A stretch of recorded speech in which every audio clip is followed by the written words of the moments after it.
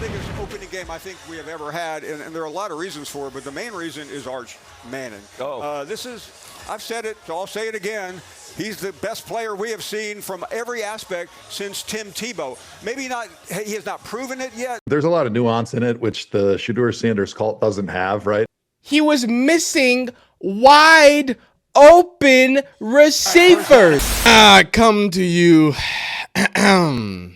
with shame, but I come to you confirming some of the things we know. While I sadly have to sit here, and as you see, I'm not coming sad about it, right? I might be coming shameful about it, but I'm still showing my colors quite proudly, okay? Hook 'em horns. We've got to have a real conversation. That conversation is a few things. This is going to be a long video, but we need to talk about the fact that Arch Manning got the Mel Kiper treatment. They said his arm was amazing. They said his legs were amazing. They said the pedigree was elite, and they also said he was kind of handsome. I was the only one who said that. It's not important. Today, he went out there versus the defending national champions, a team I might ask, as a Texas fan, we've had the misfortune to losing to twice this year in a calendar year. Point that out. Archibald Manning decided to go full 2A New Orleans high school style football today. Now, as much as it pains me to open up about it, I think we need to address comments like this. SEC holds. It is the biggest opening game I think we have ever had, and there are a lot of reasons for it, but the main reason is Arch Manning. Arch Manning. I've said it, yep. I'll say it again. Okay. He's the best player we have seen from every aspect since Tim Tebow. Yep. He has not proven it yet. Maybe he hasn't proven it yet. Maybe he hasn't proven it yet. How about 17 for 30? This man threw the ball 30 times and amassed 170 yards. Dog, I've never seen, the last time I've seen a 58 QBR, I was looking at Nathan Peterman box score. Okay? Now, I would just be upset as a Texas fan. I probably wouldn't have made this video. I would go sit in the corner and cry, and I would stare at a picture of Sam Ehlinger and Vince Young and Colt McCoy and think about the good times. But instead, when Paul Feinbaum says things like this, when Jimmy Haslam and you know who, Mr. Andrew Berry, supposed to be Shedeur's guy, you know? They showed up. Now, some could argue that the Ohio State team is so talented. You got Caleb Downs, who's considered the best defensive player in the nation. Jeremiah Smith, the best player in the nation. The offensive line is very stacked. Hey, and just to put the book in on my Texas boys, hey, defense is looking all right. It's looking all right. Arch, dog, you might have to transfer to Tulane. I don't know. I love you though. I really do, but we're going to get into deeper in that. But this is what started to, this kind of perked me up. You see Andrew Berry there, you see Jimmy Haslam. Okay, but you know, they're not there for Arch Manning, right? That's not what they're there. Until you remember. I really want y'all to put in perspective, because when Shedeur Sanders was sliding through that draft, well, you know, it's just because it's Deion Sanders' son. It's just Deion Sanders' son. It's Deion Sanders. So, and I've been seeing it on Twitter. Y'all keeping the same energy. And as a Texas fan, y'all better keep the same energy. I don't know if y'all remember, but I think Shedeur Sanders threw for 4,000 yards once or twice.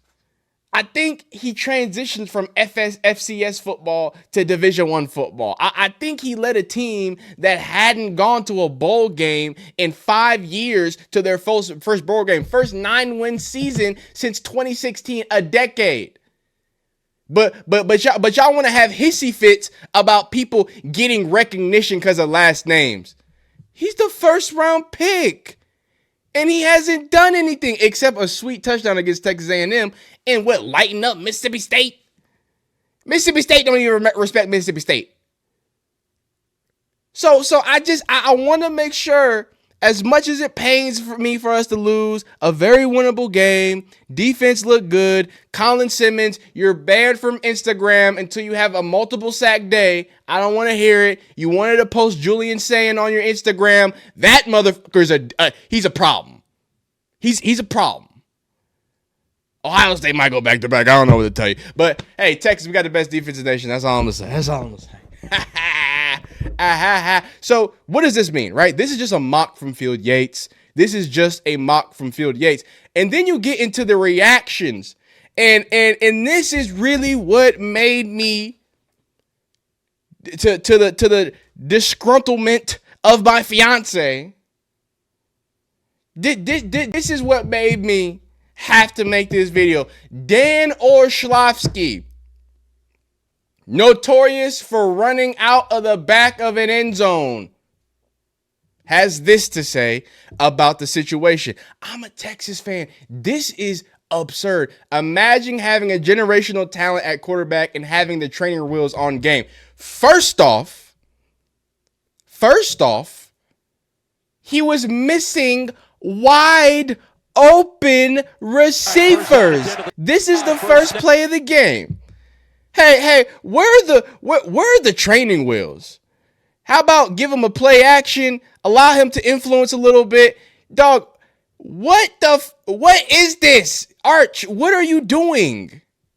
Wide open wide receiver. Oh man, the training wheels. Dog, what is this? He looks like Wile E. Coyote. We break down throwing form here, and I'm not a quarterback coach, but I can tell you what: if you play quarterback, you never should be releasing the ball and having where does the look at him. Talk about throwing off your back foot. You're falling to the left. Why? And you throw it and you skip the first pass on a wide open DeAndre Moore on the ground. This is the generational talent with the training wheels. And that's what really makes me mad as a Texas fan who was actually watching the game. Because I know Dan Orlovsky just looks at box scores apparently, and then he goes back and looks at the film, and they'll have a cool little 4-minute breakdown. But no, if you ask anybody, the question was, hey, how about we get Arch Manning some easier plays? How about we get him on the boundary? How about we do some things that he doesn't have to keep pushing the ball down the field? And this is a great example. Arch was just bad today. We can say that. Wait. Are you saying we can't just say he's bad? So you're telling me there's like some sort of context around him, Dan Orlovsky, that you think might make him perform bad? Because it's very interesting. With Shedeur Sanders, in what y'all call the Shedeur Sanders cult, right? When they say, hey man, he went in after Dylan Gabriel. Hey, clearly players that got cut. Hey, it looks like the game was called a little different.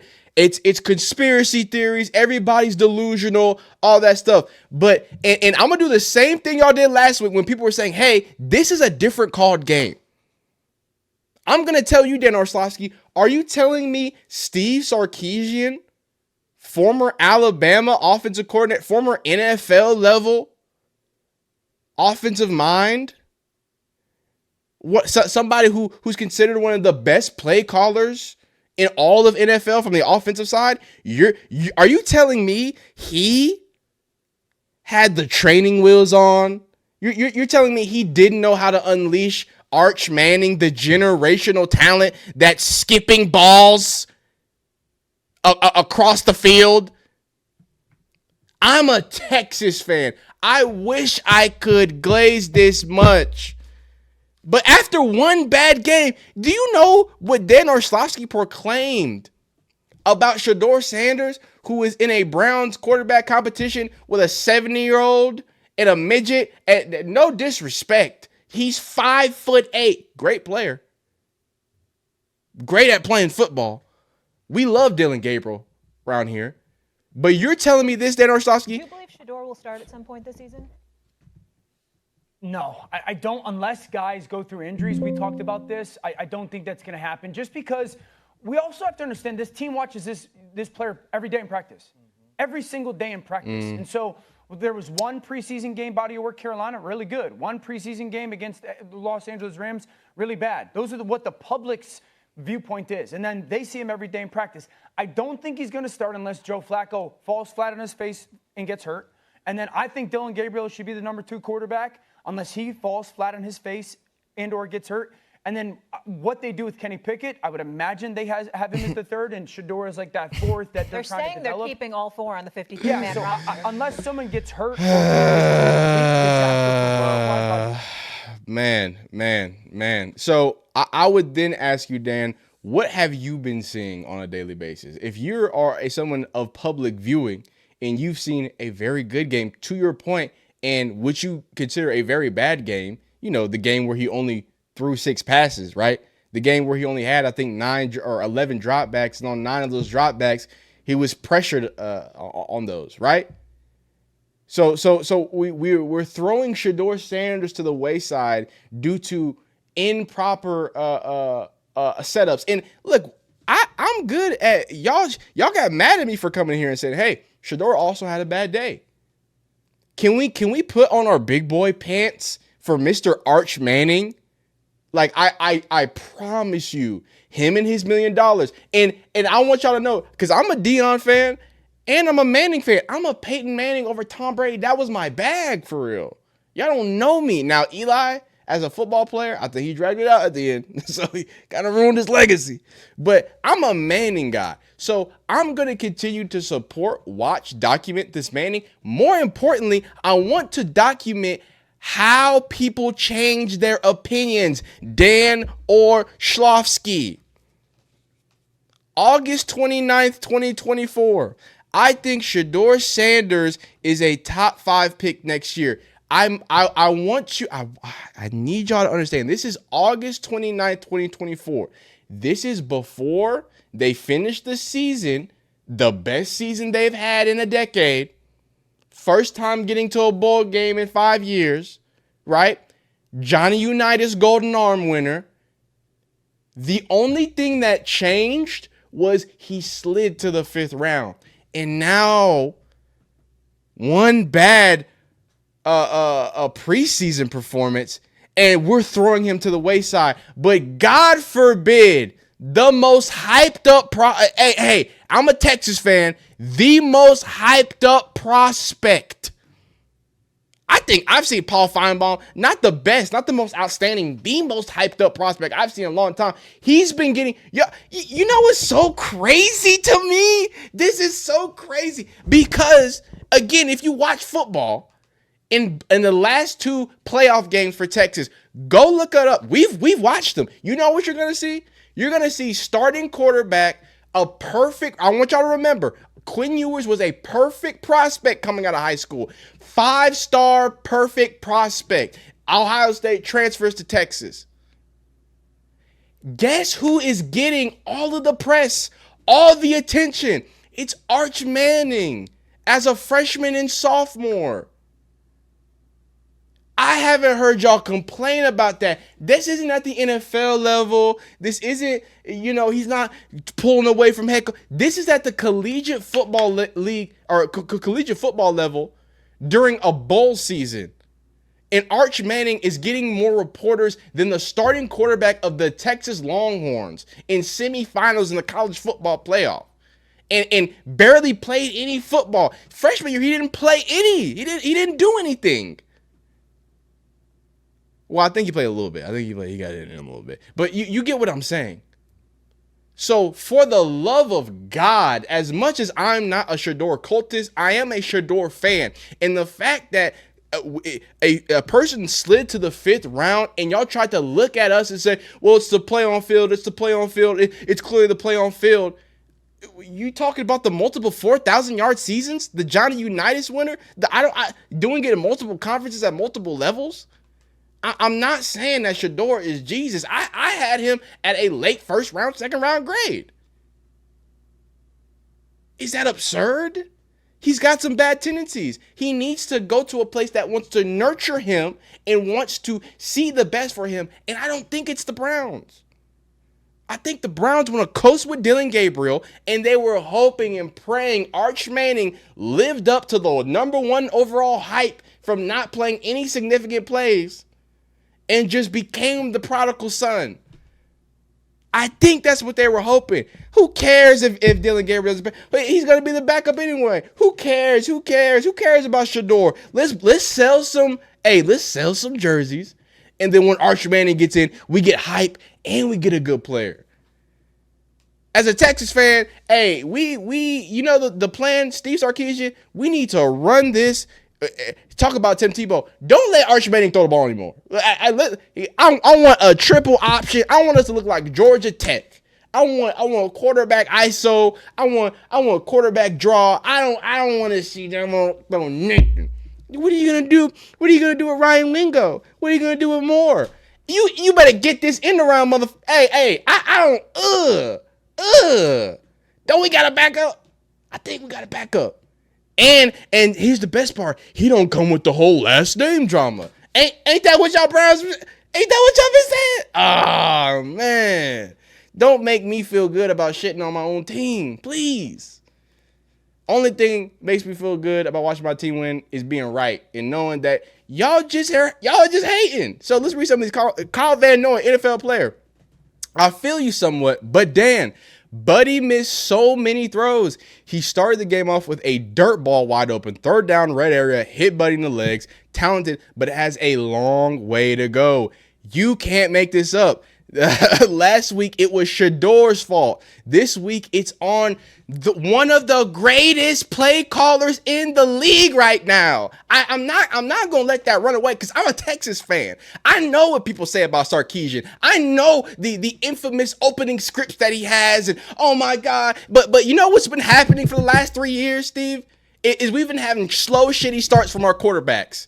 And guess what? Again, with Arch Manning. So Dan, if you were to actually analyze, Steve, I would say, hey, why are you having a consistency of these quarterbacks opening up slow? That would be a more of an actual analyzation. But to tell me a man who threw a ball in the first game into the dirt is the same generational talent that's being hindered by some sort of motherfucking kitty wheels, you're cock gobbling.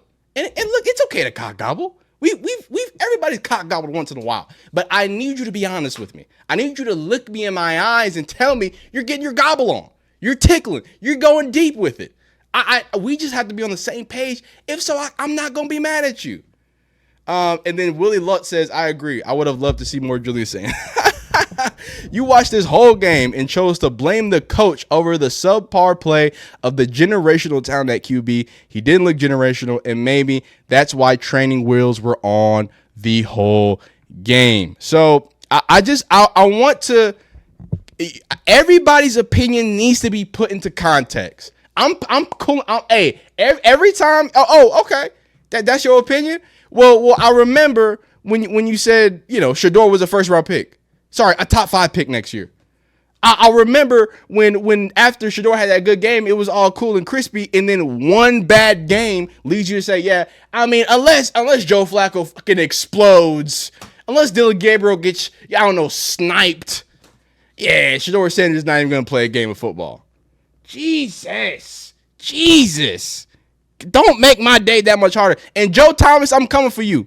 There's a lot of nuance in it, which the Shedeur Sanders cult doesn't have, right? They just believe that we're morons for not being able to see that this guy is the greatest thing since sliced bread, the greatest quarterback since Tom Brady, and he's ready right now to be able to elevate the franchise. I think, yes, he has a higher ceiling. He's a great playmaker. He has tremendous accuracy. I want y'all to know, Outkick, this is a conservative, just so y'all know, this is a conservative sports website. They are not here to push sports. They are here to push conservative views veiled behind sports. They don't know anything about sports. They do all that race baiting stuff that they call out Jamel Hill for. All they do is do it in reverse and put a shiny white coat of paint on it. All right. So if you ever see some Outkick shit, treat that shit like PragerU. I promise you. Last thing, This is some gangsters. Hey, shout out my man Tommy, man. I made a few videos on my man Tommy Castellanos, dog. Boston College. And I said, hey, look, if you leave a place that Bill O'Brien is coaching as a Texans fan, yeah, I got a lot of sadness in my fandom. That just please let me live, okay? If you leave a place where Billy O'Brien's the head coach, you might be in the right. And lo and behold, look, man, this boy was talking hot. He was talking spicy. He said they don't have Nick Saban to save them. Remember, this is the Alabama team last year that lost to Oklahoma. Oklahoma. Fucking 4-6 Oklahoma. And, so they come out against Florida State, which they were the worst team in it. Like, it's not a joke. They were the worst team in FBS. They won like 1-2 games, right? DJU was literally a Bambi with barely an arm talent in there. So this it's crazy because Florida State literally did the same thing they did last year. They brought in a whole bunch of new talent and hope it worked. But this time it worked. One thing I think is important, they brought in Gus Malzahn. So they brought in someone that Thomas Castellanos has not only a history with, but somebody who has head coach experience, but now is doing what, quote unquote, he does best from a coordinator job. So I will start to say, hey, and it's crazy. I think we're getting to this world of college football. The more NIL gets pushed and the more players are transferring back and forth, I think the difference is going to be the coaches. That's going to be the difference maker. Do you have a coordinator good enough to utilize anybody, because you're going to have a new 11 who's going to be out there due to transfers and everything else. So that's that. Beautiful day of college football. If you are not a Texas fan, if you're an Ohio State fan, you got a squad. We'll probably see you in the playoffs again. But yeah, man.